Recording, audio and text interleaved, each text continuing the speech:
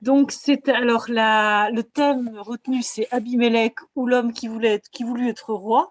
Donc, je vais parler du livre des Juges, mais plus précisément du chapitre 9 du livre des Juges, qui nous parle d'un personnage pas très connu. Et en plus, ça fait partie on le verra, hein, des vrais affreux de la Bible. Donc, Abimélec.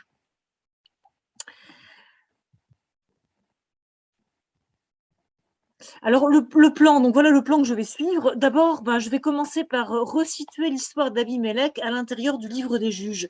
Parce que le livre des Juges, comme le disait Francis, il n'est pas forcément très connu. C'est pas forcément notre livre de chevet, et comparativement aux évangiles ou à la Genèse ou à l'Exode, on le connaît un petit peu moins bien.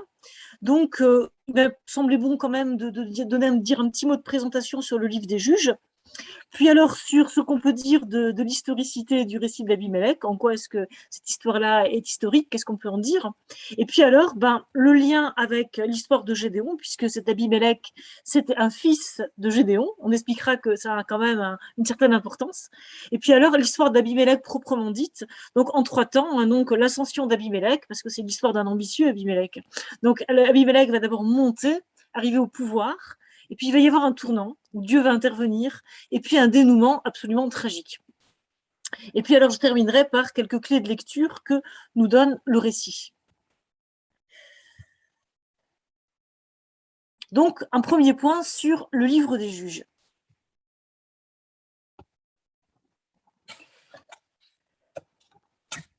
Alors qu'est-ce qu'on peut dire du livre des Juges?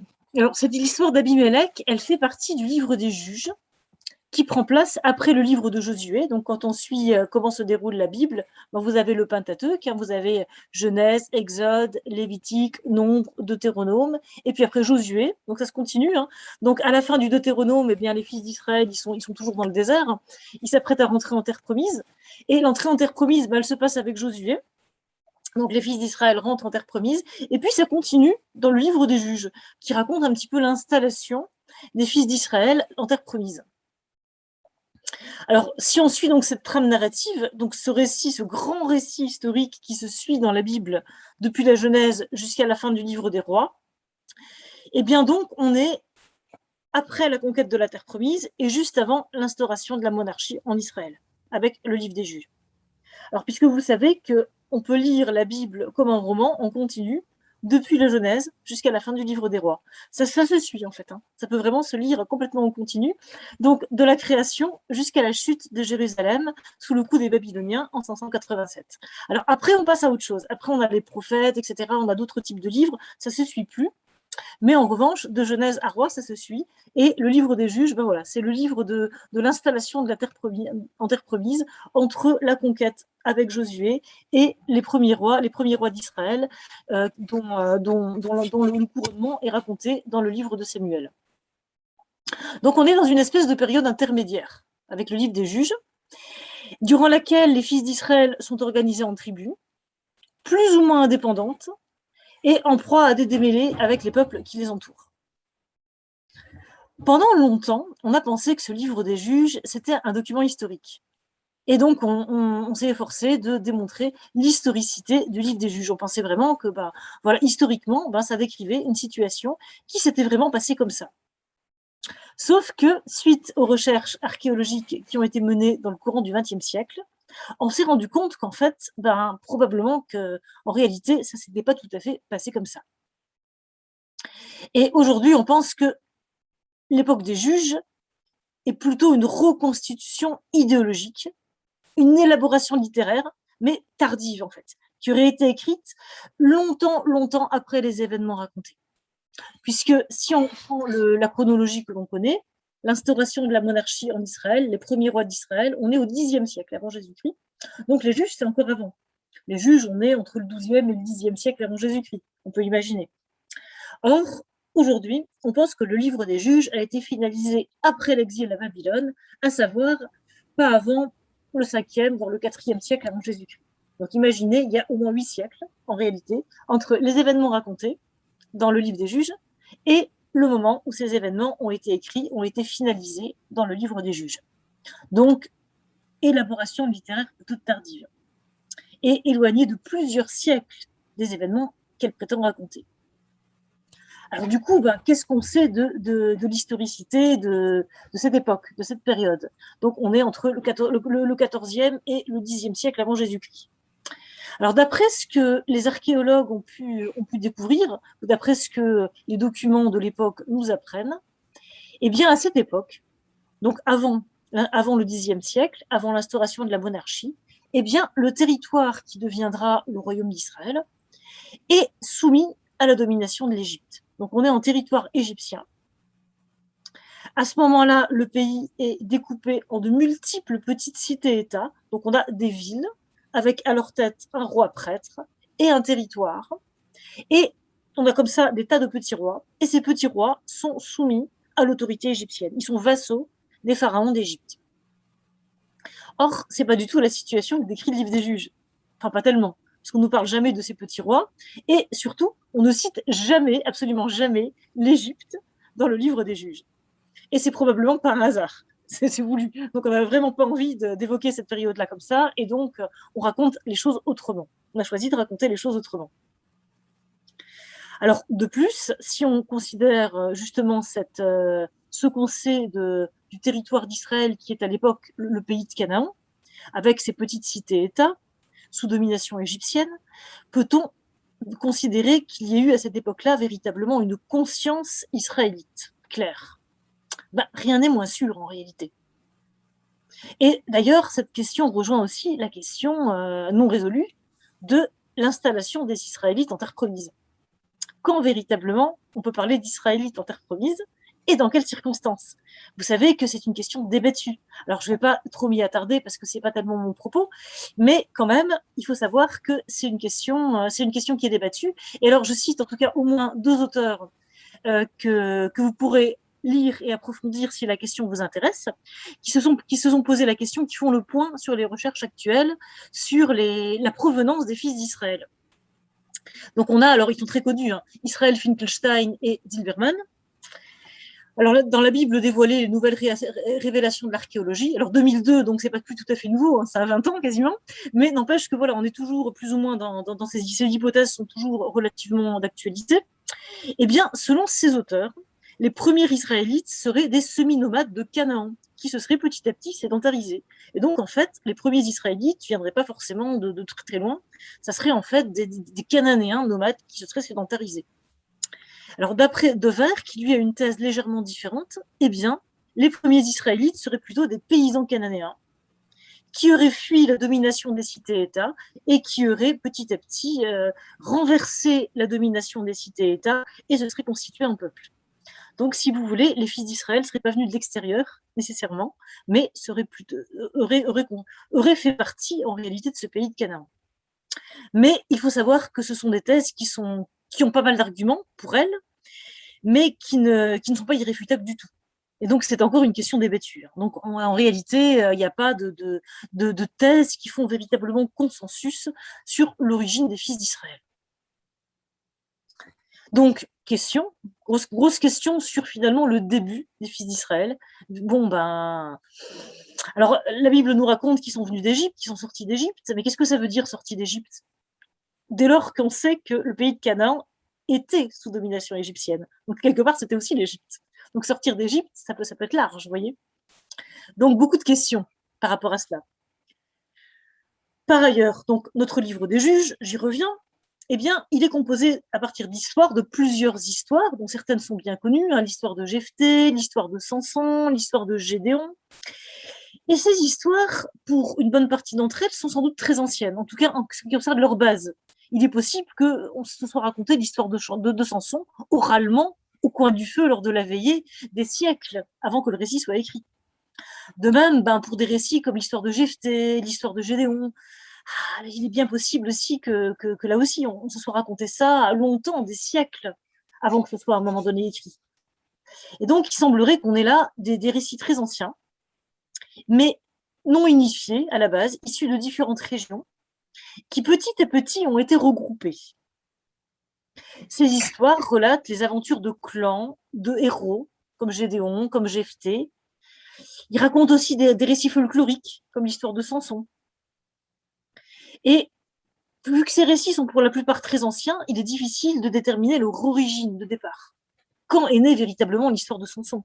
On a plein d'hypothèses, hein, mais ça peut être très ancien. Et puis ça a été retravaillé, etc. Et à plusieurs reprises avant finalement d'être mis par écrit à l'intérieur d'un livre plus grand qui est le livre des juges.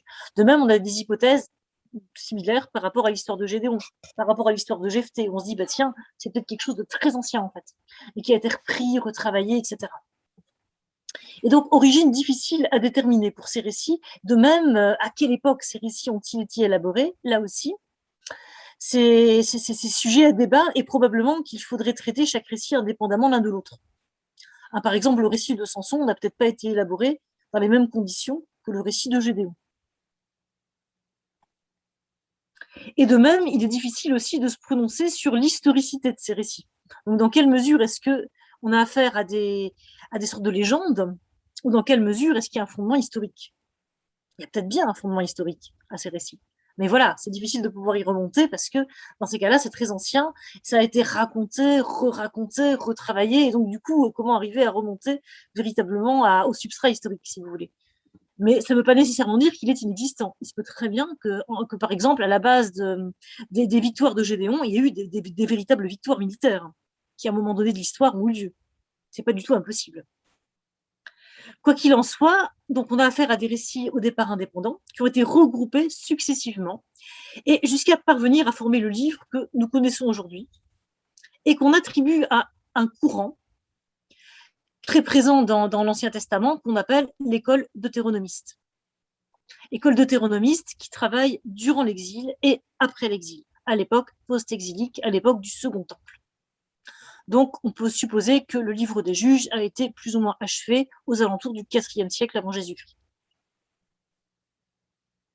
Alors, dans l'état actuel de nos connaissances, il faut savoir qu'il est difficile de faire la part de ce qui revient aux traditions anciennes et de ce qui relève de cette rédaction finale deutéronomiste. Quelle est véritablement la part de ces rédacteurs finaux? Dans quelle mesure est-ce qu'ils ont repris des récits déjà existants et qu'ils ont mis bout à bout, qu'ils ont un petit peu fait la liaison?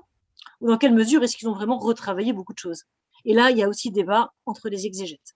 Donc, c'est pas si clair et c'est pas si évident de voir qu'est-ce qui est la part ancienne des récits et qu'est-ce qui est la part qu'ont ajouté ces rédacteurs deutéronomistes.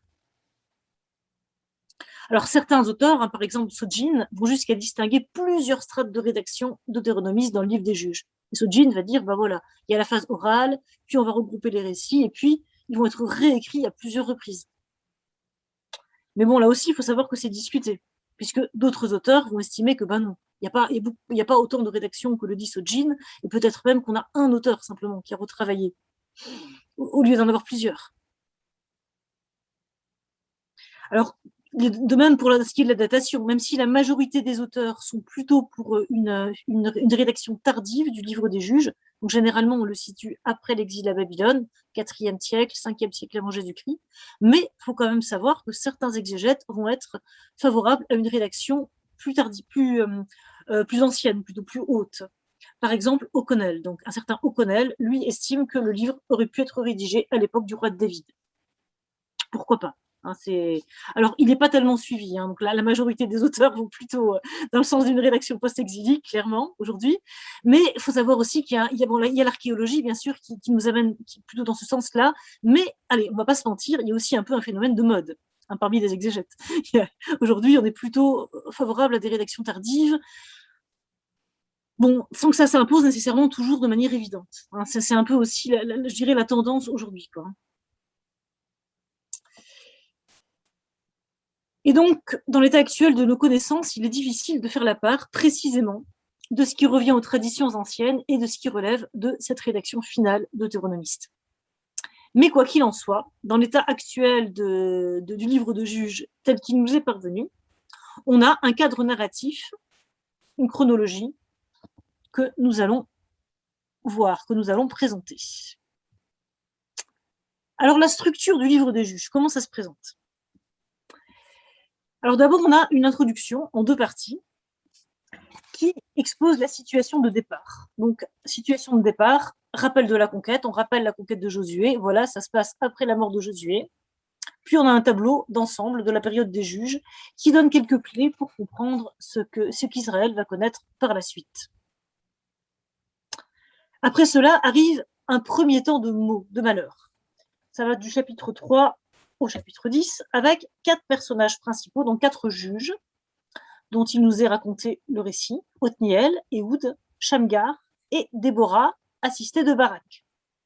Alors Déborah, qui est d'ailleurs la seule femme juge et prophétesse. Elle cumule d'ailleurs deux missions. Elle est juge et prophétesse à la fois. Et dans ces 4 récits, avec ces 4 juges, les divers épisodes s'inscrivent dans un cadre narratif en 4 temps. Il y a 4 temps donc, qui se présentent à chaque fois, et ce cadre narratif en 4 temps se défait petit à petit. Alors comment ça se présente, ces 4 temps? On a d'abord, les Israélites firent ce qui est mal aux yeux de Yahvé. Et généralement, c'est l'idolâtrie, en fait. Les fils d'Israël sont infidèles à Yahvé et ils vont adorer les divinités des peuples qui les entourent. Les Baals, les Ashéras, etc., etc. Donc, l'idolâtrie. Deuxième temps, Yahvé les livra aux mains de, alors, un ennemi quelconque. Alors, ça dépend, ça varie. Le Cananéen, le Philistin, ceci, le Moabite, enfin bon, il y a tout plein d'ennemis qui entourent Israël, donc un ennemi. Troisième temps, les Israélites crièrent vers Yahvé. Bah oui, les fils d'Israël se rendent compte de ce qui se passe et du coup ils se repentissent. Au secours, Yahvé, viens nous sauver. Et puis, quatrième temps, Yahvé suscite un juge ou un sauveur, quelqu'un qui va les délivrer. Et les fameux juges dont il est question dans le livre des juges, en fait, ce ne sont pas du tout des magistrats. Donc la traduction française, en réalité, elle n'est pas très bonne. Parce que bon, on dit livre des juges, nous en français, un juge, c'est un magistrat. Hein. C'est pas du tout ça, en fait, dans le livre des juges. Les livres des juges, en fait, ce sont des chefs militaires qui vont prendre la tête des troupes pour délivrer les fils d'Israël de leurs ennemis. Et ces chefs militaires, ils sont suscités par Dieu, par Yahvé. Ils reçoivent l'esprit de Dieu et ils sont envoyés par Dieu, ils vont délivrer les fils d'Israël de leurs ennemis. Donc en fait, c'est pas du tout des magistrats. Alors, pourquoi on les appelle comme ça, du coup, me diriez-vous? Parce que bon, pourquoi est-ce qu'on les appelle les juges? Parce qu'en hébreu, en fait, le terme juge, shoftim, en fait, il vient d'un verbe shafat qui veut dire juger et gouverner. Parce qu'en hébreu, en fait, c'est le même verbe. Juger et gouverner. Parce qu'en fait, juger, gouverner, diriger aussi.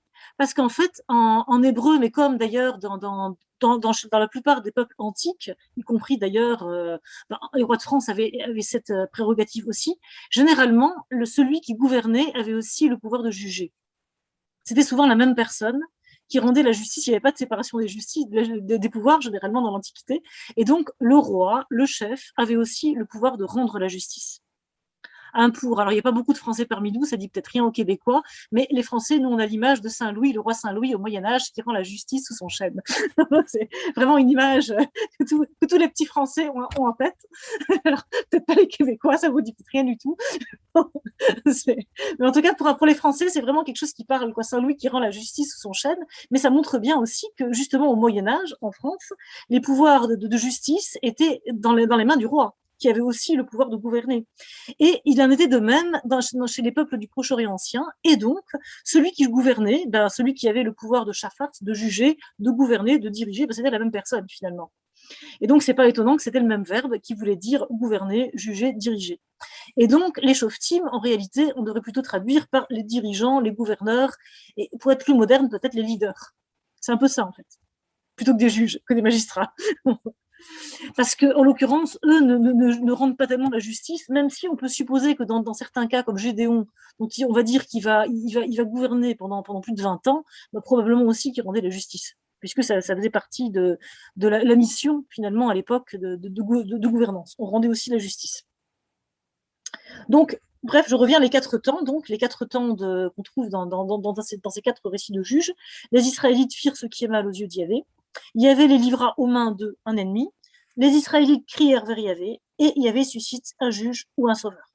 Et ce schéma en 4 temps, il va se défaire petit à petit dans le livre des juges. Et ça commence déjà au chapitre 6 avec Gédéon.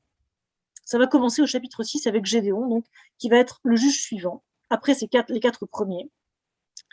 Puisque avant d'appeler et d'envoyer Gédéon comme libérateur, eh bien, Yahvé envoie d'abord un prophète qui accuse le peuple d'infidélité. Il va y avoir d'abord une sorte de temps d'attente.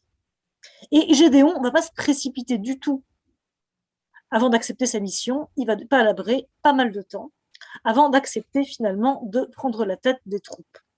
Et il devra d'abord lutter contre le culte de Baal, qui est promu dans son village par son propre père, avant de prendre les armes. Et donc, ça nous amène 4 nouveaux personnages, 4 nouveaux récits de juges. On a Gédéon, le fameux juge Gédéon. On a Abimelech, justement, notre Abimelech, sur lequel je reviendrai. On a un certain Tola, et on a un certain Yaïr, dont il va être question seulement 2 ou 3 versets. C'est vraiment ce qu'on appelle des petits juges. Puis, on arrive à un deuxième temps de mots, où ça va se gâter sérieusement, avec 4 personnages. Donc, ça va du chapitre 10, verset 6, au chapitre 16, verset 31. Donc, deuxième ton de mots où les choses vont se gâter sérieusement, avec 4 personnages. Et ça va être de pire en pire. On a Jephthé, Ibsan, donc ça c'est un petit juge, Elon et Avdon, donc 3 petits juges. Alors, Jephthé. Et avec Jephthé, ça commence à se gâter, puisque dès le premier récit, donc, la 4e étape fait en partie défaut. La 4e étape, donc, qui est Yahvé suscite un juge ou un sauveur. Puisque Dieu, au début du récit de Jephthé, Dieu annonce que cette fois, il ne sauvera plus les Israélites. Il dit que là, cette fois-ci, il en a assez, il n'en peut plus, et donc il ne sauvera plus les Israélites, c'est terminé, il en est fatigué. Mais quand même, le peuple se convertit, le peuple crie vers Yahvé, et alors Yahvé a l'air de se laisser attendrir. Alors je cite, « Alors Yahvé ne supporta pas plus longtemps la souffrance d'Israël. » Ouf. Et Jephthé entre en scène et délivre Israël. Sauf que, contrairement au juge précédent, que j'ai cité, le récit ne dit pas que Jephthé est envoyé par Dieu. Ben non.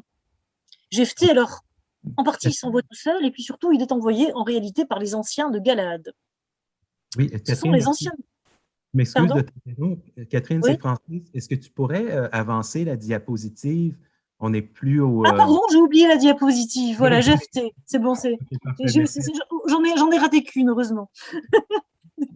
Merci. Donc, sinon, ça va, on l'entend bien, on voit bien? Oui, c'est parfait maintenant. Merci beaucoup. D'accord, ok, merci.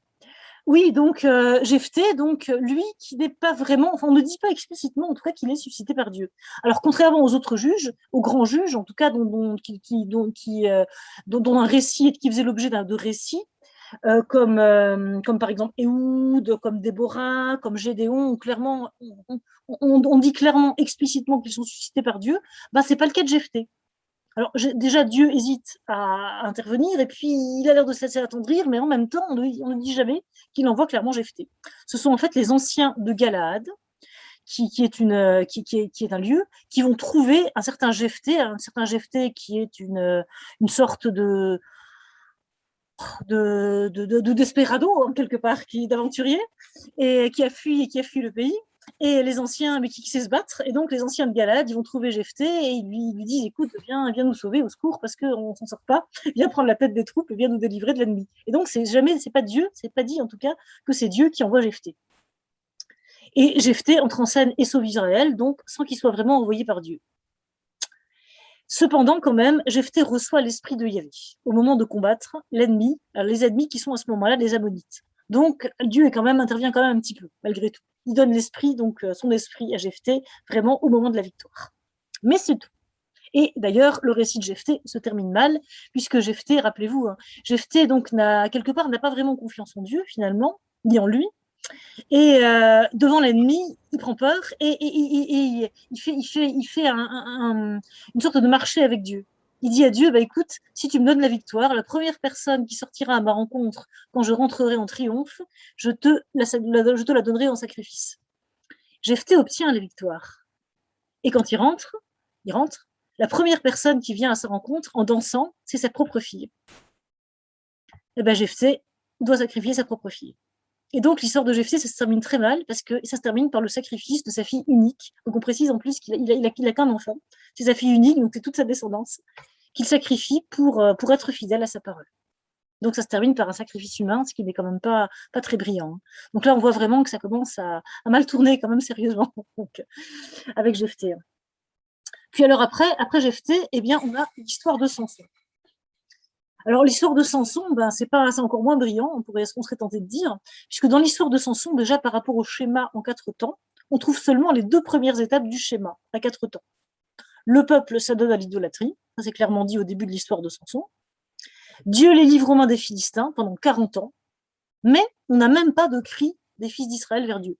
C'est dit à aucun moment que les fils d'Israël crient vers Dieu. Ben non, apparemment, ils n'y pensent même plus.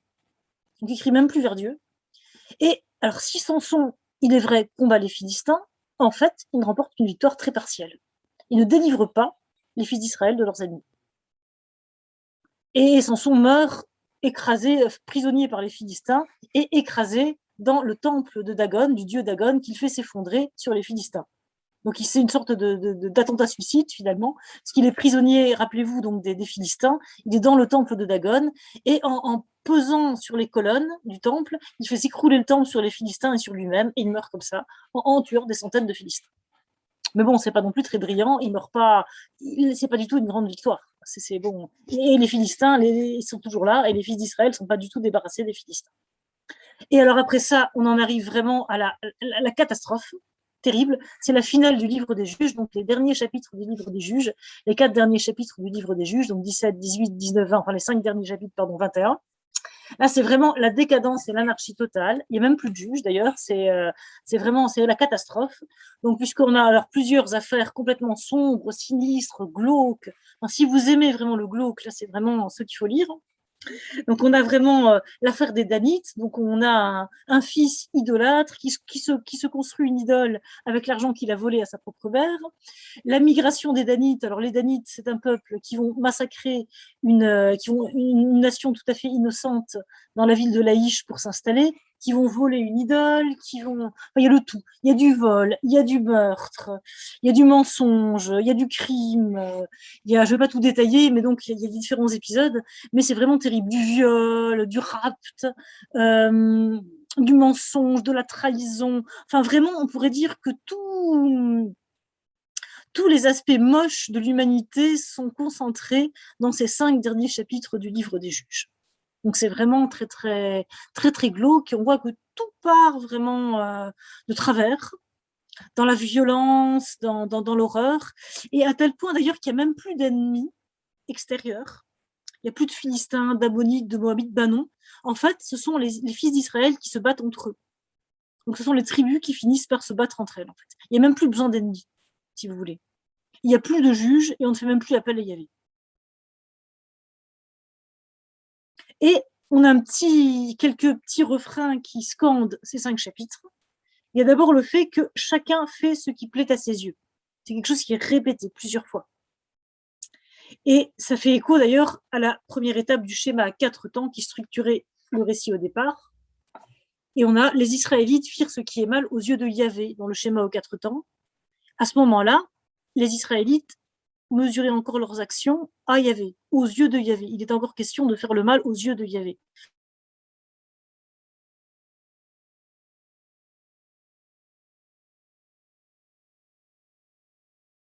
Heureusement. On ne se réfère même plus à Dieu. Chacun fait ce qui lui plaît, et ce qui lui plaît visiblement. Quand ça ne se réfère pas à Dieu, c'est pas bon. Pour les auteurs du livre, l'humain, quelque part, livré à ses propres passions, n'arrive à rien de bon. Quand Dieu n'est plus la référence de l'agir, il ne se passe que des catastrophes. A l'air de dire, en tout cas, l'auteur du livre, le message du livre. D'ailleurs, on ne parle plus des fils d'Israël, on parle de chacun. Il n'y a même plus de cohésion nationale. Donc, on sait tout s'est délité au profit de l'individualisme. Et donc, tous les liens se désintègrent. On peut le constater quand on analyse ces chapitres. Les liens sociaux se désintègrent, les liens religieux, les liens familiaux, et c'est la guerre entre les tribus. Et aussi, alors, les rapports hommes-femmes se dégradent aussi considérablement. On le voit aussi, à ce moment-là, dans ces chapitres. Les liens parents-enfants également, puisqu'un fils vole sa mère, etc., etc. Donc, c'est absolument terrible.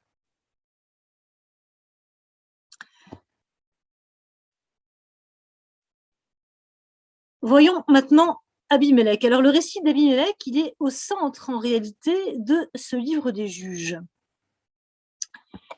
Alors, pour ce qui est de la l'historicité du récit d'Abimelech, par rapport aux autres histoires de juges, on est un peu confronté aux mêmes difficultés.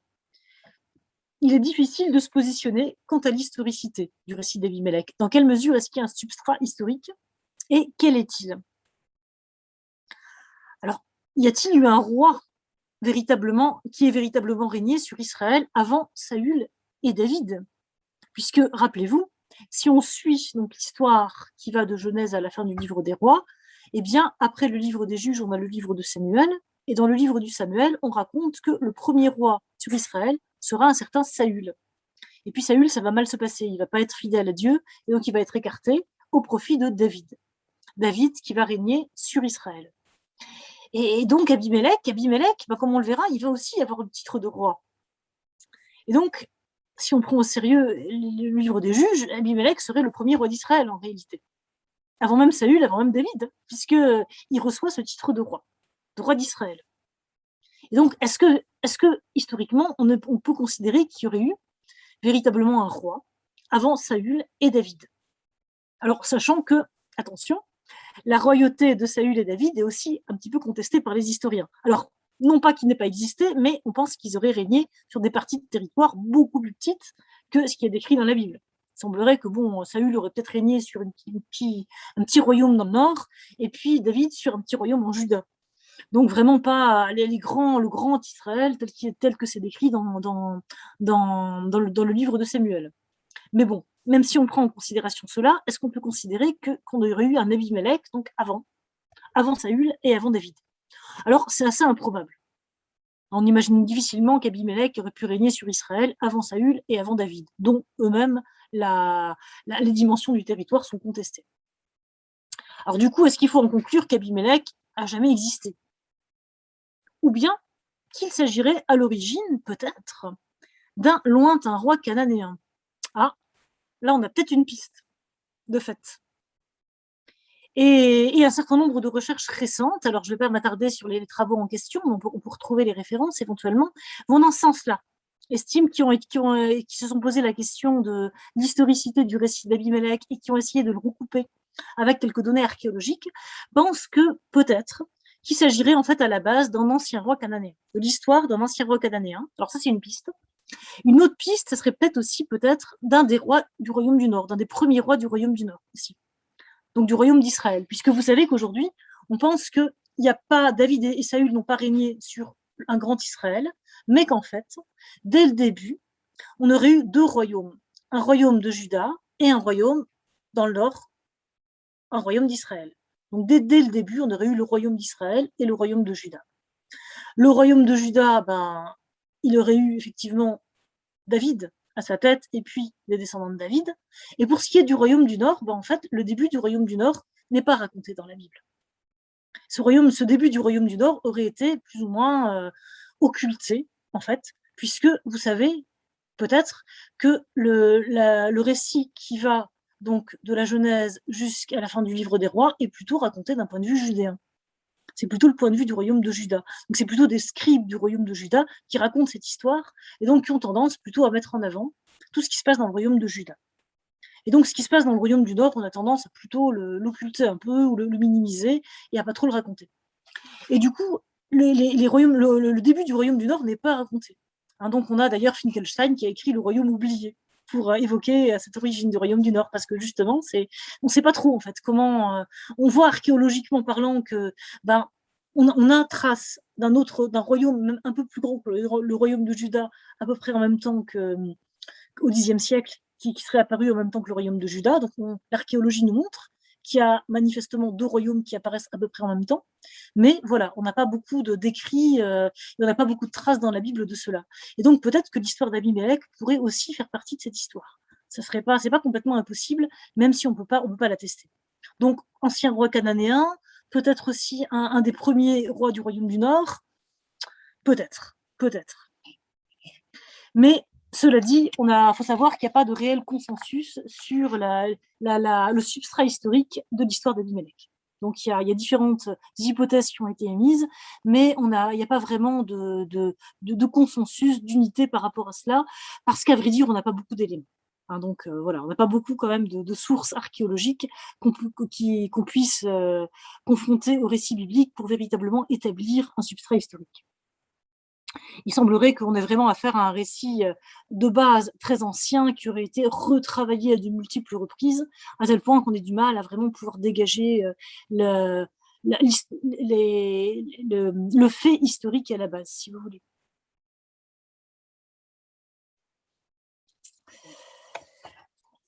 Alors, le fait que ce premier règne, puisqu'il s'agit d'un règne quand même, hein, ce premier règne catastrophique, puisque là aussi, on va le voir, et c'est vraiment catastrophique, se passe, alors pas n'importe où, il se passe à Sichem, dans la ville de Sichem.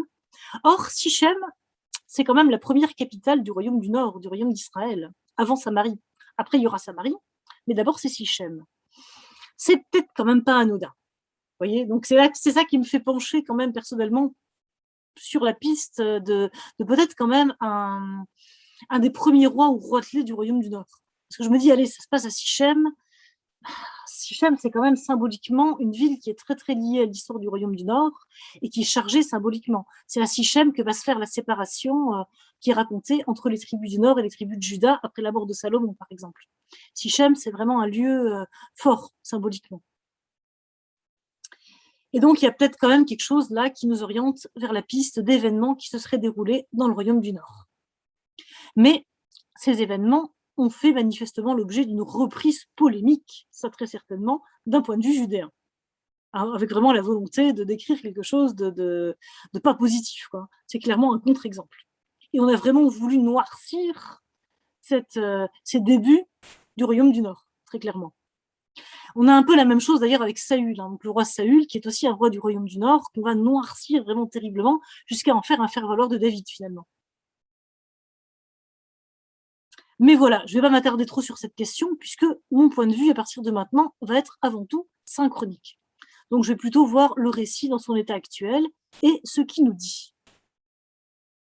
Et donc tel qu'il se présente dans nos Bibles.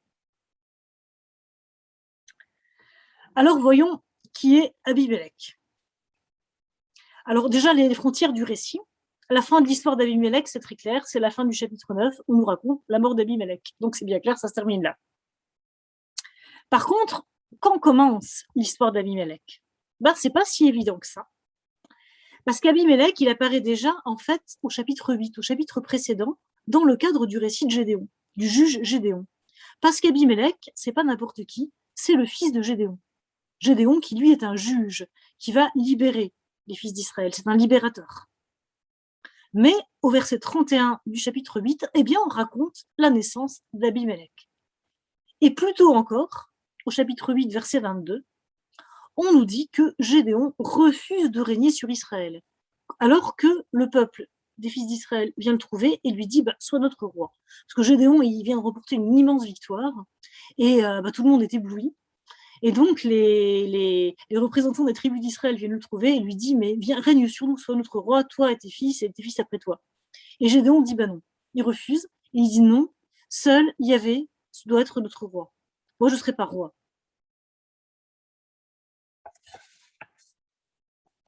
Mais malgré tout, au verset 22, donc la demande des fils d'Israël et le refus de Gédéon introduisent quand même la question royale dans le récit. Et Abimélec sera roi. Parce que jusqu'à présent, la question royale n'était pas du tout au cœur du livre des juges. On ne parlait pas de roi. Mais on va commencer à parler de roi, justement, au chapitre 8, verset 22, quand on propose à Gédéon d'être roi. Que Gédéon refuse, mais son fils, lui, acceptera.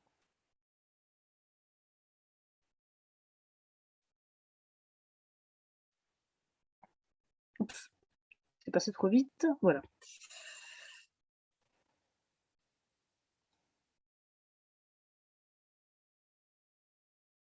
Alors, oui, pardon.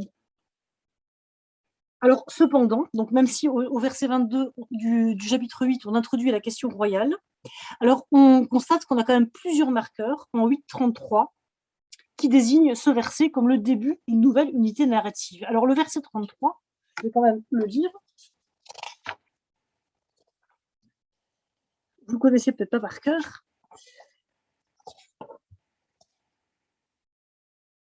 Et il arriva, quand Gédéon fut mort, donc la mort du juge, donc ça c'est quand même bien un marqueur qui signale bien qu'on passe à autre chose, qu'on est à la fin de quelque chose, qu'on va passer à autre chose.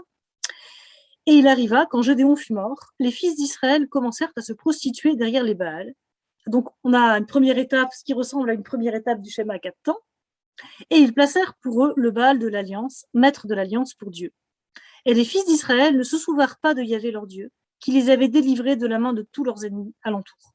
Ils ne firent pas preuve de fidélité avec la maison de Yérubbaal, Gédéon, selon tout le bien qu'il avait fait à Israël. Et puis alors, on commence ensuite le début du chapitre 9, Abimelech, etc., etc. Donc, il semblerait que 8.33 est un verset qui marque quelque part la fin de quelque chose et le début de quelque chose. Et donc, 8.33 qui se poursuit en 35, donc en 33, 34, 35, dans les quelques versets que je viens de lire, qui peuvent être considérés comme formant une sorte de transition, en réalité, entre le récit de Gédéon et le récit d'Abimelech. Et donc, on a une sorte de procédé de tuilage, avec où on a quelques versets qui font comme le joint, finalement, entre la fin du récit de Gédéon et le récit d'Abimelech. Alors, c'est intéressant de voir ça parce qu'on constate que du coup, on insiste sur le lien, sur la continuité entre Gédéon et Abimelech. Et c'est sans doute pas un hasard parce que, comme on va le voir, ce que va être Abimelech est en bonne partie préparé par les choix que font son père Gédéon. Donc, on va voir ça un petit peu plus en détail par rapport à ça. Alors, on peut constater que, déjà, la finale du récit de Gédéon comporte une anomalie. Puisque entre la mention du repos du pays pendant 40 ans et celle de la mort du juge, donc au verset 33, on évoque la descendance de Gédéon, au verset 29-31. Alors, je peux le lire aussi. Et Yérubbaal, fils de Yoash, alla. Alors, Yérubbaal, c'est l'autre nom de Gédéon. Gédéon a deux noms. C'est une particularité de Gédéon, il reçoit deux noms. Et Yérubbaal, fils de Yoash, alla, et il demeura dans sa maison. Et Gédéon avait 70 fils sortis de sa cuisse, car il avait des femmes en grand nombre. Et sa concubine, qui était à Sichem, enfanta pour lui, elle aussi, un fils, et lui donna le nom d'Abimelech. Et il arriva quand Gédéon fut mort, etc. Donc ça, je l'ai déjà lu. Et donc, on voit qu'entre la victoire de Gédéon et la mention du fait que le pays est en repos, etc., et la mort de Gédéon, normalement, ça se suit chez les juges précédents. Donc, on dit, voilà, il y a la victoire, et puis le pays est en repos pendant tel nombre d'années, et puis le juge, un tel, mourut, et puis voilà. Et bien là, on va parler des fils de Gédéon. Or, pour les autres juges, si vous lisez tous les juges qui ont précédé Gédéon, on ne parle jamais de leur descendance. Parce qu'une des caractéristiques de la mission du juge, c'est que c'est une mission ponctuelle. C'est un one-shot, comme on dit. Donc le juge, il est suscité par Dieu à un moment donné, il délivre Israël, éventuellement il dirige le pays pendant un temps, mais après sa mort, ça s'arrête là. Il n'y a pas de... C'est pas une succession héréditaire, si vous voulez. Or, curieusement, pour Gédéon, on commence à parler de ses fils. On commence à parler de sa descendance. Il a 70 fils de ses nombreuses épouses, donc c'est quand même énorme. Alors ça, c'est énorme, et puis en plus, ça attire l'attention du lecteur, parce qu'on se dit, mais enfin, qui a 70 fils et des nombreuses épouses? C'est le roi, normalement. Donc quelque part, Gédéon, il a refusé d'être roi, mais en même temps, il se comporte un peu comme un roi. Il a un harem énorme, puisque bon, quand même, pour avoir 70 fils, il a quelques épouses, hein. On peut le supposer. Donc, quelque part, il refuse d'être roi, mais en même temps, il joue pas tout à fait le jeu parce qu'il se comporte aussi quand même un peu comme un roi. Parce que dans la Bible, ceux qui ont autant de fils, c'est que les rois, hein. On a vraiment que des gens comme David, Salomon, etc., qui ont beaucoup d'épouses et de nombreux fils. Dans la plupart des cas, on a une épouse, parfois deux, trois. Bon, même Jacob, il n'aura jamais que 12 fils, pas 70. Hein. Donc, là, vous imaginez, c'est quand même énorme, mais c'est vraiment véritablement une prérogative royale, en fait. Donc 70 fils, et puis alors ce qui attire encore l'attention, c'est qu'il a 70 fils et un fils, 70 plus 1. Abimelech, on nous dit de sa concubine de Sichem. Et là, ça attire vraiment l'attention sur ce fils. Parce qu'il y en a un, 70 plus 1. Donc il est 70 quelque part un peu opposé à 1. Il est à part. Et on nomme sa mère. C'est le seul dont on nomme la mère, une concubine de Sichem. Alors c'est quelque chose qui attire l'attention du lecteur, sur ces fameux fils de Gédéon, et particulièrement donc sur l'un d'eux, Abimelech, dont on donne en plus le nom. C'est le seul qu'on va nommer. Les autres fils, c'est une espèce de bloc anonyme, ils sont 70 fils. Et puis, un qu'on appelle Abimelech. Et en plus, ce fils, il ne reçoit pas n'importe quel nom. Il s'appelle Abimelech. Mais Abimelech, en hébreu, ça veut dire « mon père est roi ». Donc Gédéon refuse d'être roi, mais il a un harem comme un roi, il a 70 fils comme un roi, et il appelle en plus son fils « mon père est roi ». Donc vous imaginez, oui, il refuse d'être roi, mais en même temps, il fait tout comme un roi, en réalité. Il y a quand même une très grande ambiguïté de l'attitude de Gédéon par rapport à cette question du roi.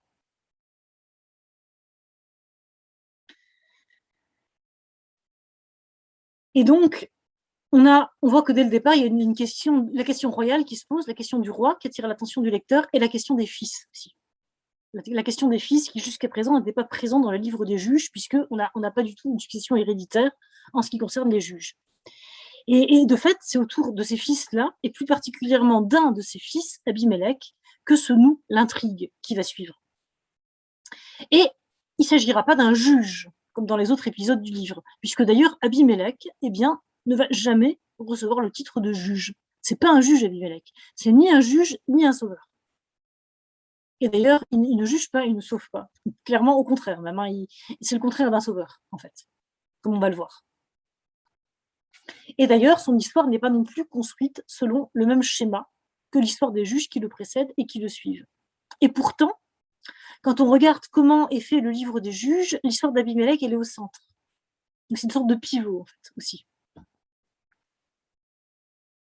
Alors, quelques mots donc sur la fin de Gédéon, du père d'Abimelech, qui va déjà quelque part semer les germes de ce qui seront Abimelech.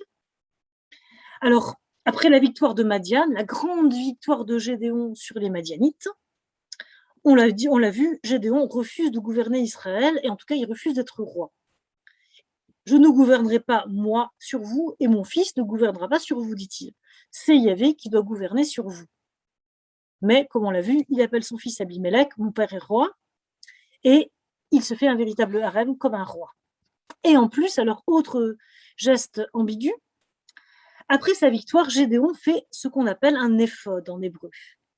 Alors l'éphod, suivant les passages bibliques, ça peut être soit un objet du culte, on ne sait pas trop à quoi ça ressemblait, enfin c'est visiblement quelque chose qui sert au culte, ou bien un vêtement liturgique. Suivant les épisodes, suivant les passages, c'est un peu l'un ou l'autre. Alors ici, c'est manifestement pas un vêtement liturgique, c'est plutôt un objet cultuel, et sans doute est-il dédié à Yahvé. En tout cas, à l'époque de Gédéon, il n'y a rien qui permet de penser qu'il est dédié à quelqu'un d'autre que Yahvé. Pourtant, cet éphod devient rapidement un objet d'adoration. Et donc cet éphod est détourné de son but et va être adoré en tant que tel, va devenir une idole. On le dit au verset 27, chapitre 8, « Tout Israël se prostitua derrière lui, là, et il devint pour Gédéon et pour sa maison un piège. » Alors quand on dit qu'Israël se prostitua, c'est pas au sens propre. Faut le comprendre, pratiqua l'idolâtrie, en réalité. C'est une manière de dire que voilà, les fils d'Israël ont pratiqué l'idolâtrie, ont adoré l'éphod comme une divinité. Et c'est quand même Gédéon qui a fait construire cet éphod. Donc qui a quelque part aussi jeté les germes de la catastrophe, tant pour son fils que pour l'éphod, que pour l'idolâtrie. Alors pas forcément en le voulant volontairement, mais en tout cas, on peut penser qu'il est permis de penser que Gédéon, il manque peut-être un petit peu de discernement, il a peut-être manqué un peu de discernement quand même. En tant que père et même en tant que gouvernant, il s'est peut-être laissé un petit peu aller à la folie des grandeurs et ça a généré en catastrophe, véritablement. En tout cas, le récit le laisse entendre, puisqu'il y a vraiment un souci de montrer le lien de continuité entre la finale de Gédéon et l'histoire d'Abimelech. Et la finale de Gédéon, elle est un petit peu... elle n'est pas si bien que ça. Par rapport au final des autres juges, où ça se termine par un happy end, la finale de Gédéon, c'est pas vraiment un happy end, parce que quand même, oui, d'accord, il a connu une grande victoire, mais en même temps, il termine un peu comme un roi, et puis il termine un peu comme dans l'idolâtrie. Donc c'est pas terrible. Et puis, surtout, il engendre Abimelech, et ça débouche sur Abimelech. Donc ça, c'est vraiment pas terrible. Et puis on dit que les Israélites se tournent vers les Baals, à la fin du chapitre 8. Et pourtant, Gédéon avait été nommé Yérubal, qui veut dire que Baal plaide, réagissent contre lui. Alors pourquoi ? Parce que tout au début, quand Gédéon a été appelé à prendre la tête des fils d'Israël pour délivrer les fils d'Israël de leurs ennemis, il a dû commencer par renverser l'autel de Baal de son propre père. Donc par se battre, il a commencé par abattre l'autel du Baal, et donc par dire c'est fini, il en est fini de l'adoration des Baals, dorénavant il y avait seul qu'on va adorer. Donc Gédéon avait commencé sa carrière en quelque sorte comme ennemi des Baals. Et malheureusement, à la fin de sa carrière, suite à ce qu'il a fait, ou en tout cas à ce qu'il n'a pas pu empêcher, les fils d'Israël retournent au Baal. Donc malheureusement, un peu en quelque sorte, échec finalement de son action anti-Baal, on peut dire, véritablement. Alors Abimelech, lui, il est présenté comme le fils de la concubine de Gédéon, qui est à Sichem. Donc il est à part, d'emblée. Il est séparé des autres fils de Gédéon, et lui seul donc reçoit un nom. Enfin, les autres fils, on suppose qu'il reçoit un nom, mais de lui seul, on donne le nom. Et donc c'est un nom en plus qui attire l'attention, puisqu'il s'appelle « Mon père est roi Abimelech ».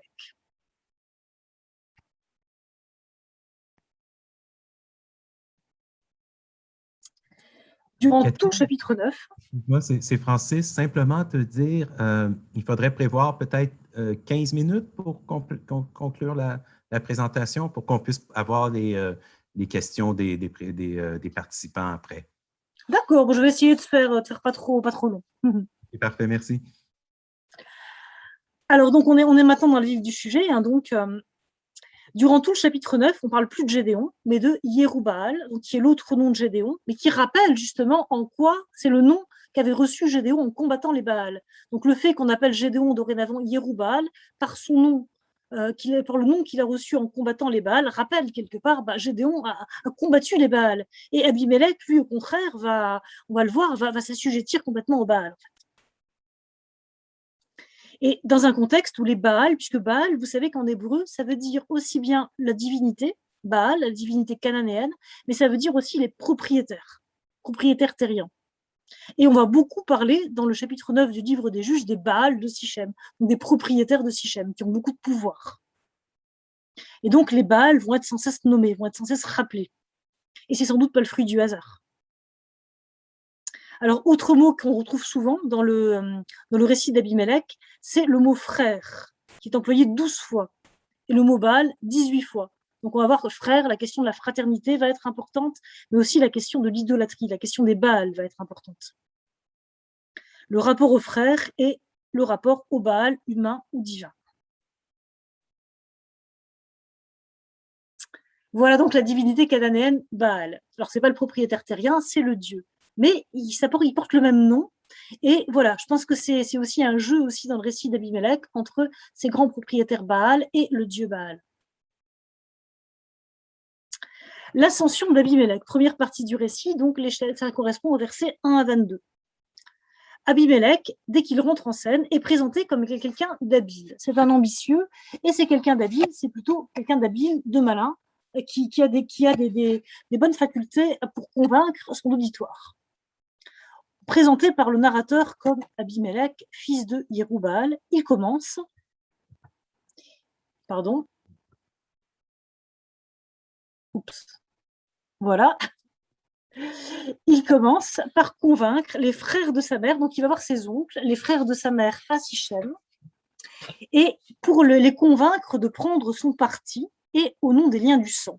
Souvenez-vous que je suis votre os et votre chair, dit-il. Et il se présente comme agissant pour le bien de tout le monde. Qu'est-ce qui est mieux pour vous? Est-ce que c'est mieux pour vous que ce soit les 70 fils de Yéroubaal qui gouvernent, ou moi, finalement, qui suis de votre famille, dit-il. Donc on est après la mort de Gédéon, se pose la question de la succession, et il dit, qu'est-ce qui est mieux pour vous, finalement? Que ce soit ces 70 fils de Yéroubaal, ou moi, votre neveu. Et il convainc ainsi sa famille maternelle de convaincre les Baals de Sichem, donc les grands propriétaires de Sichem, de le choisir comme chef. Alors, ce faisant, Abimelech fait intervenir un principe dynastique dont jusqu'à présent, il n'avait pas été question dans le livre des juges, puisqu'il présuppose qu'en fait, après la mort de Gédéon, ce sera forcément les fils de Gédéon qui vont gouverner. En réalité, jusqu'à présent, il n'a jamais été question de succession héréditaire dans le livre des juges. Et donc, il est possible que ce soit Abimelech qui manipule en réalité ses auditeurs et qui introduit lui-même un principe de succession auquel peut-être personne n'a jamais pensé. Et d'ailleurs, on va constater que après le massacre des 70 fils de Gédéon, il y en a un qui va en réchapper, mais le rescapé ne va jamais revendiquer la monarchie. Il va jamais demander à être roi. Il va partir bien loin d'Abimélec pour en être débarrassé, mais jamais il va demander à être roi. Donc il est probable que ce soit Abimélec dans sa tête qui convoque ce principe de succession héréditaire pour inciter les notables de Sichem à le faire roi, pour l'appuyer dans son ambition d'être roi. C'est lui, en fait, qui veut être roi.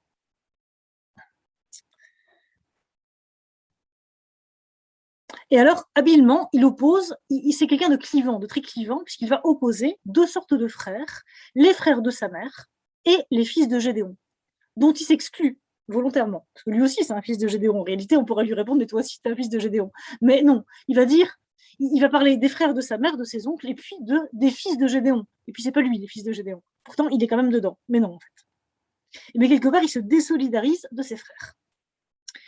Il est convaincant, sa démarche est couronnée de succès puisqu'il obtient l'appui des Baals qui lui attribue une somme d'argent importante qui vient du trésor du temple de Baal Bérite, le Baal de l'Alliance. Et donc, c'est l'argent de l'idolâtrie qui servira à payer la conspiration qui détruira la maison de Gédéon, qui, elle, est fidèle à Yahvé. Puisque, alors, Abimélec, avec l'argent qu'il a obtenu, il engage des hommes de main et il massacre ses frères à Ophra, qui est la ville de Gédéon, grâce à l'argent de Baal Bérite. Et donc, on raconte qu'il égorge ses 70 frères sur une seule pierre. Donc, il massacre, on peut dire vraiment, il massacre tous ses frères. Alors, on dit qu'il reçoit 70 pièces, donc 70 pièces, et il massacre avec ces 70 pièces ses 70 frères. Ou 70, je ne sais plus comment on dit au Québec. Donc, avec 70 pièces, il va massacrer ses 70 frères, comme s'il y avait une pièce qui correspond à chaque vie humaine. Alors, le chiffre de 70 renvoie aussi à la descendance de Jacob qui s'installe en Égypte au début du livre de l'Exode. Alors, ce qui accentue encore la gravité des choses, puisque des 70 fils de Jacob sont sortis tous les fils d'Israël, peut-être que des 70 fils de Gédéon auraient pu sortir un peuple. Et donc, peut-être que Abimélec a massacré les prémices d'un peuple. Donc, c'est terrible. Après ce fratricide, puisque c'est quand même ses frères qui l'assassinent, même si lui-même ne veut pas les reconnaître comme ses frères, mais ce sont quand même ses frères. Et donc, après ce fratricide, Abimélec est fait roi. Donc, c'est un règne qui est dès le départ basé sur un fratricide. Et c'est la première fois qu'il est question d'un roi sur les fils d'Israël. Et c'est alors que Yotam, seul fils de Gédéon rescapé du massacre, parce qu'il y a quand même un fils de Gédéon qui a pu se sauver, et bien, ce Yotam adresse une parabole au Baal de Sichem. Alors, c'est les versets 7 à 15 du livre du chapitre 9. Donc, c'est une parabole prophétique. Le style est poétique, avec de nombreuses allitérations, répétitions, et elle raconte l'histoire des arbres qui sont en quête d'un roi, qui doivent se choisir un roi. Et on a 3 arbres nobles, l'olivier, le figuier et la vigne, qui sont à chaque fois suscités pour être roi, et qui refusent successivement la royauté. Puisque, disent-ils, ils ne veulent pas renoncer à produire leurs fruits utiles aux hommes et aux dieux pour se balancer sur les arbres, autrement dit, pour brasser de l'air. Et donc, ce triple refus, formulé à chaque fois dans les mêmes termes, ne présente pas positivement la fonction royale. On peut dire que la parabole de Yotam, c'est pas du tout un hymne à la royauté. Absolument pas, puisque être roi, ça équivaut à brasser de l'air, à faire des trucs qui servent à rien, en gros. Puisque les 3 arbres disent, mais non, on va pas renoncer à notre utilité pour faire quelque chose qui sert à rien. Et finalement, donc, le seul arbre qui accepte de la royauté, c'est le buisson d'épines, qui est un arbre stérile, inutile et même nuisible. Donc, le seul qui peut accepter finalement d'être roi, c'est ce type d'arbre. Et le choix proposé par l'épine est un choix complètement absurde, dit-il, puisque, dit-il, si c'est avec loyauté que vous moignez comme roi, dit l'épine, sur vous, venez, réfugiez-vous à mon ombre. Et sinon, qu'un feu sorte de l'épine et qu'il dévore les cèdres du Liban. Alors, évidemment, c'est un choix complètement absurde, parce que est-ce qu'on peut vraiment choisir entre se piquer aux épines et être dévoré par le feu? C'est sympa, qu'est-ce qu'on choisit? Et ce choix complètement absurde met en exergue l'absurdité que constitue le choix d'Abimélec pour roi. Puisque ce que Yotam veut dire au Baal de Sichem, c'est que c'est complètement absurde et destructeur d'avoir choisi Abimélec comme pour roi, comme il est absurde et destructeur de choisir le buisson d'épines, finalement, comme roi.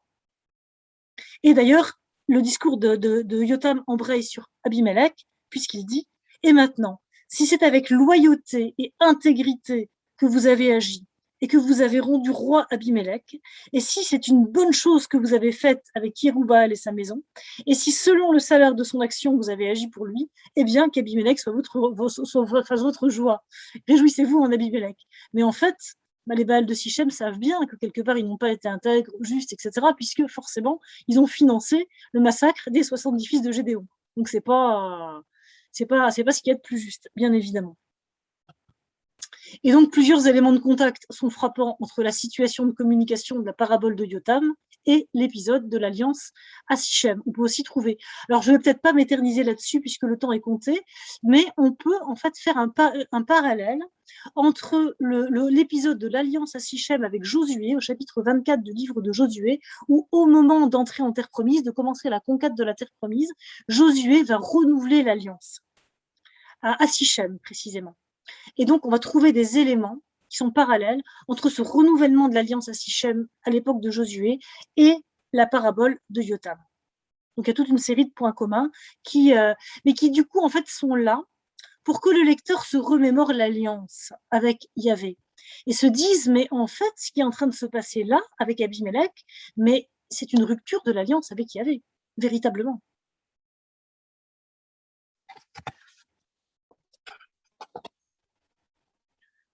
Et donc, dès lors, le lecteur peut s'attendre à ce que Yahvé réagisse, puisque l'alliance est quelque part rompue avec cette histoire d'Abimélec.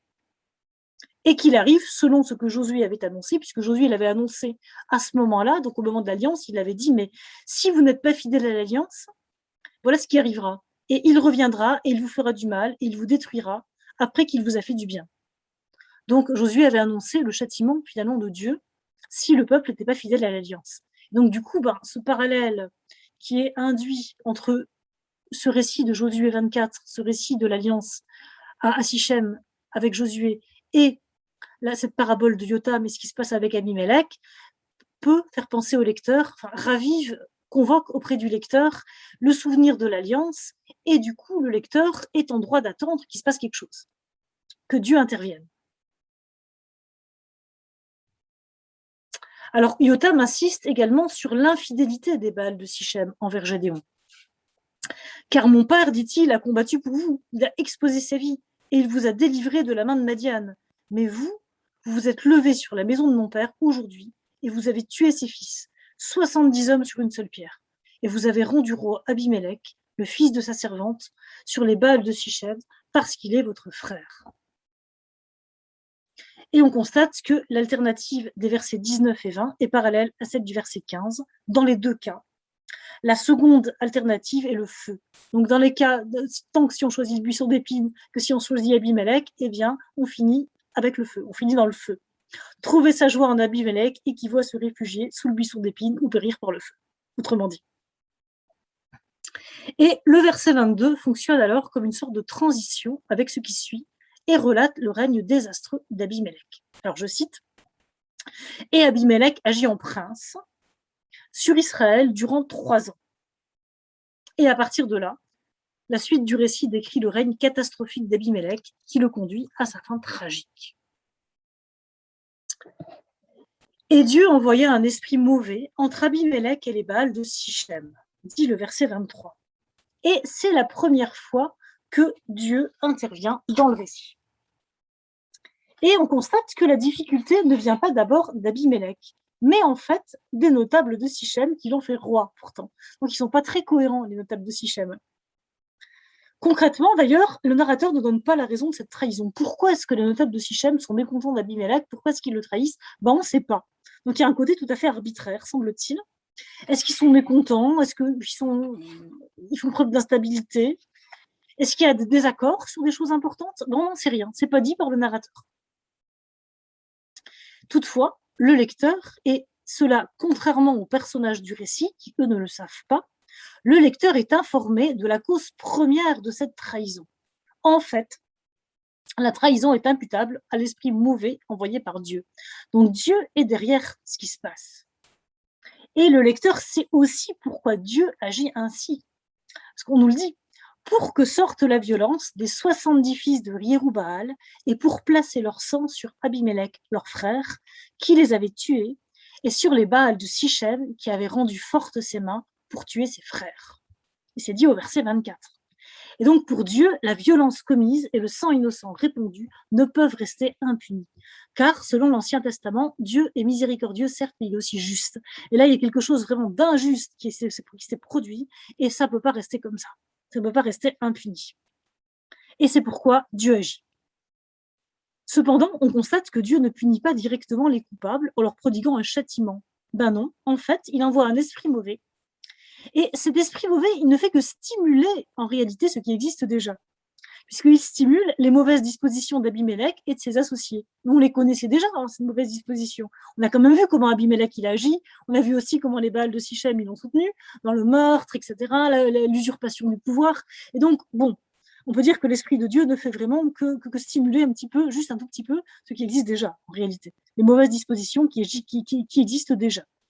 Et donc, cet esprit mauvais, c'est plutôt un amplificateur, en réalité, des dispositions qui sont déjà celles des protagonistes, puisqu'ils sont déjà traîtres et meurtriers. Et ces versets, donc 23-24, sont une clé de lecture pour le lecteur. Ce qui va arriver est une conséquence du meurtre commis par Abimélec et les Baals de Sichem. En réalité, ils sont en train de récolter les fruits de ce qu'ils ont semé, en quelque sorte. Et on en arrive donc à la troisième partie, donc le troisième pan du récit, la descente aux enfers, véritablement. Puisque donc tout se dégrade à partir de là. Donc les Baals de Sichem agissent en traître envers Abimélec, et ils le font en sapant sa crédibilité en tant que roi, garant du maintien de l'ordre, puisqu'ils organisent des embuscades, etc. Tout ça pour montrer, vous voyez, le roi, là, il est incapable de maintenir l'ordre. Ce qui était terrible pour l'époque, évidemment, puisque une des prérogatives royales, c'était de maintenir la paix. Et là, si le roi n'est pas capable de maintenir la paix, il ne vaut rien. Et contre toute attente, eh bien, Abimélec ne réagit pas dans un premier temps. Donc, il laisse faire. Et puis, la tension monte d'un cran, puisque arrive un aventurier, un certain Gaal, qui est une espèce de double d'Abimélec, qui ressemble beaucoup à Abimélec, Gaal. Sauf qu'en hébreu, Gaal, ça veut dire l'affreux. Donc, il s'appelle l'affreux. Donc, on voit déjà d'emblée pour le lecteur, qui connaît un peu l'hébreu, un personnage qui arrive qui s'appelle Gaal. Là, on peut dire, l'affreux, c'est forcément, il n'est pas dans le camp des bons, quoi. Ça, c'est évident, pour avec un nom pareil. Et comme autrefois Abimélec, donc ce Gaal commence par gagner à sa cause des Baals de Sichem. Lui aussi, il va baratiner les Baals de Sichem. Et il les excite encore plus contre Abimélec, et en faisant vibrer la corde clanique. Qui est Abimélec, dit-il, et qu'est Sichem pour que nous le servions? Et ce qu'il veut est avant tout le pouvoir, et qui donnera ce peuple dans ma main pour que je chasse Abimélec? Et puis alors, Abimélec, il est prévenu par un certain Zévoul, qui est gouverneur de la ville, qui va le trouver, qui lui dit « Mais attention, là, il y a un coup d'État qui est en train de se monter contre toi. » Et ce Zévoul lui suggère un plan de bataille pour châtier les insurgés par les armes. Et cette fois-ci, Abimélec, il réagit. Et il applique le plan de Zévoul. Alors, c'est vrai que Abimélec, manifestement, c'est pas un bon roi.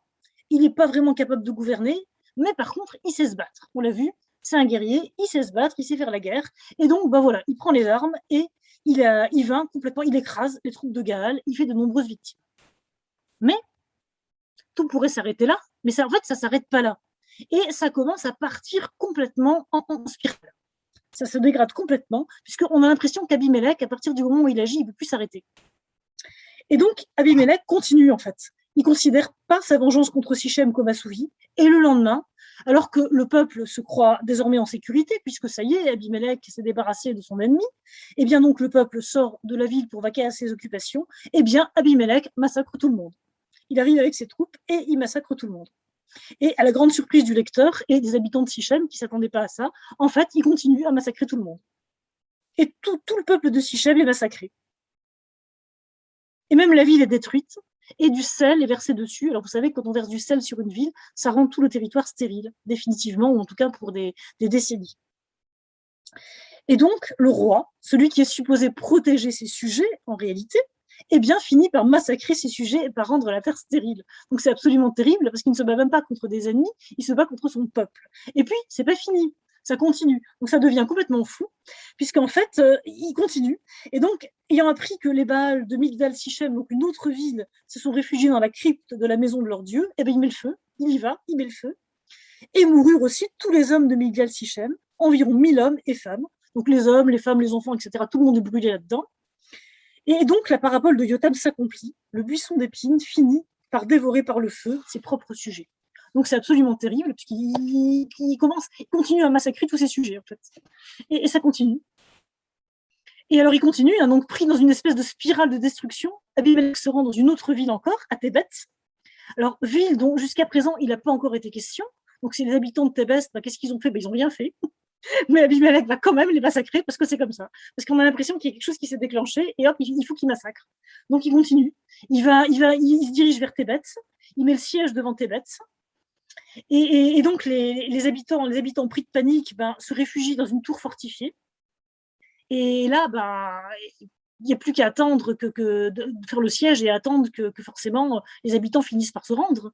C'est normalement la suite logique. Sauf que Abimelech, qui a véritablement perdu la tête et qui oublie toute prudence, s'approche trop près des remparts pour mettre le feu, parce qu'il veut mettre le feu aux remparts. Il n'a pas la patience d'attendre que les habitants se rendent. Et donc, il s'approche près des remparts pour mettre le feu. Et là, eh bien, Abimelech meurt. Alors, non pas dévoré par le feu, mais c'est encore moins glorieux, puisque, dit-on, et une seule femme jeta une meule de moulin sur la tête d'Abimelech et elle fracassa son crâne. Et donc, il s'approche trop près de la tour où sont réfugiés les habitants. Et là, il y a une femme qui vous savez, il balance des trucs sur les gens. Les assiégés, ils n'ont plus que ça à faire. Ils jettent des choses sur les gens pour les éloigner, sur les assaillants. Et là, il y a une femme qui balance une meule qu'elle a, un gros truc encombrant, vous imaginez une grosse pierre, quoi, sur Abimelech. Et Abimelech reçoit ça sur la tête. Et ça fracasse son crâne. Et donc, Abimelech meurt, mais de manière tout à fait peu glorieuse, puisqu'il ne meurt même pas au combat. Il meurt écrasé par une pierre lancée par une femme, donc c'est l'humiliation suprême, évidemment, pour un guerrier de l'époque. Et en plus, il meurt doublement par sa faute. Comme le dit la finale du récit, Dieu fait revenir sur lui le mal qu'il a fait en tuant ses frères. Mais de plus, il est l'artisan de sa propre perte en commettant l'erreur de se tenir à portée du rempart, puisque c'est tout à fait une erreur grossière. On sait bien qu'il ne faut pas s'approcher trop près du rempart, que les assiégés ils balancent des choses. Et ben non, lui, il a perdu toute prudence, alors que c'est un guerrier expérimenté quand même. Il meurt tué par une seule femme, donc le récit le dit, c'est Isha Hachat, une seule femme, pour vraiment bien marquer que une seule femme, quoi. Pas toute une armée, ni même pas, quoi. C'est une seule femme. Et ces mentions alors d'un seul homme, Abimelech au début du récit qui est face à ses 70 frères, qu'il va tuer sur une seule pierre, donc la pierre du fratricide, et d'une seule femme, celle qui tue Abimelech, entre elles font le lien entre ces différentes parties du récit et mettent l'accent sur la futilité des entreprises humaines, puisque un seul homme suffit à en tuer 70 sur une seule pierre, pourvu que les circonstances s'y prêtent, avant d'être tué à son tour par une seule femme et presque par hasard. Alors, Abimelech, il ne meurt pas tout de suite. Il est bien amoché. Et se voyant perdu, il demande à son écuyer de l'achever. Parce que, dit-il, tire ton épée et fais-moi mourir, de peur qu'ils disent de moi, c'est une femme qui l'a assassiné. Bon, oui, parce que c'était le déshonneur quand même. Ainsi, ce premier roi d'Israël meurt avec pour seul souci l'image qu'il laissera à la postérité. Ces dernières paroles apparaissent d'autant plus dérisoires au lecteur qu'il tient entre les mains le véritable récit de la mort d'Abimelech, puisque vous venez de l'entendre. Donc, du coup, ça a complètement raté, puisque finalement, tout le monde a su qu'Abimelech était mort comme ça, en fait. Et donc, cette dernière stratégie d'Abimelech s'est montrée complètement infructueuse, puisque vous savez comment est mort Abimelech, et que ça a traversé les siècles. Alors, je termine par quelques clés les clés de lecture que nous donne le narrateur, au verset 55 à 57, une fois Abimelech mort, chacun rentre chez soi, comme si rien ne s'était passé. Cette finale tranche avec celle du récit de Gédéon qui meurt dans une heureuse vieillesse quand même s'il y a des éléments un petit peu plus sombres de sa fin de règne, mais tout de même. Puisque donc Gédéon meurt dans une heureuse vieillesse, entouré de ses nombreux fils, puisque quand même 70 fils, dans un pays à qui il a apporté la paix. Abimelech n'a aucune postérité. Il ne reste rien de son court règne sanglant, si ce n'est ce récit que le narrateur conclut par quelques versets adressés implicitement au lecteur. Dieu fit revenir le mal d'Abimelech qu'il avait fait à son père en tuant ses 70 frères. Et tout le mal des hommes de Sichem, Dieu fit revenir sur leur tête, et vint vers eux la malédiction de Yotam, fils de Yerubbaal. Et donc, contrairement aux apparences, Dieu était à l'œuvre dans cette sombre histoire, même s'il n'est mentionné que 2 fois par le narrateur. Tout ce qui est rapporté du règne d'Abimélec n'est finalement que le fruit de l'esprit mauvais, né d'un crime fratricide qui s'est retourné contre son auteur et ceux qui ont rendu possible son geste. Enfin, je conclurai par la question de l'utilité d'un tel récit. Pourquoi raconter un récit horrible comme ça, finalement? On pourrait raconter des belles histoires quand même. Donc ça, quoi. Alors, contrairement aux autres épisodes du livre des juges, l'histoire d'Abimélec ne raconte pas le destin d'un des héros d'Israël que sont les juges. Ben non, vous l'aurez compris, c'est pas un héros, c'est plutôt un anti-héros. Quelle peut bien être alors l'utilité d'un tel récit? Eh bien, figurez-vous que la question est débattue parmi les exégètes. Je ne prétends pas la résoudre, mais proposer quand même quelques pistes. Et puis vous me direz ce que vous en pensez. L'histoire d'Abimélec est une bonne illustration du pouvoir autodestructeur de la violence, me semble-t-il. Fratricide et trahison engendrent trahison et massacre. Et c'est mis en scène. Dans le même sens, ce récit est un bon exemple d'un pouvoir qui devient pervers et finit par se retourner contre ceux qui l'ont mis en place. C'est aussi une histoire d'infidélité et d'idolâtrie. Les Israélites sont infidèles à la mémoire de Gédéon et à l'alliance avec Yahvé, et se tournent vers les Baals divins et humains. Ce récit invite donc son lecteur à réfléchir au fondement du pouvoir qu'il se choisit.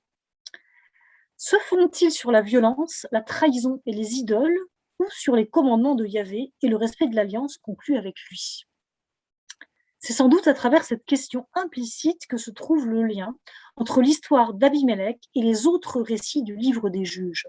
Tous mettent en place une réflexion sur le pouvoir et les modalités d'exercice de celui-ci à différents niveaux, et notamment en lien avec Yahvé. Donc le livre des juges, c'est vraiment un très bon traité de réflexion sur le pouvoir. Vraiment. Et donc, ce récit d'Abimélec où la question du pouvoir se pose vraiment, peut-être avec une très très grande acuité, se trouve au centre, je pense que c'est pas par hasard. Ça, c'est vraiment un peu une clé aussi de l'ensemble du livre des juges. Que la royauté calamiteuse d'Abimélec apparaisse si chaîne dans le royaume du Nord n'est probablement pas un hasard. Elle prépare l'arrivée d'un second règne calamiteux, écho du premier, celui de Saül. Là aussi, il y aurait des points communs entre Abimélec et Saül. Donc, second règne calamiteux, celui de Saül, pour qu'advienne enfin un roi selon le cœur de Dieu, le Judéen, David. Voilà, et merci pour votre attention. J'étais un petit peu plus long que prévu, mais enfin voilà, ça laisse quand même un petit peu de place pour les questions, je l'espère.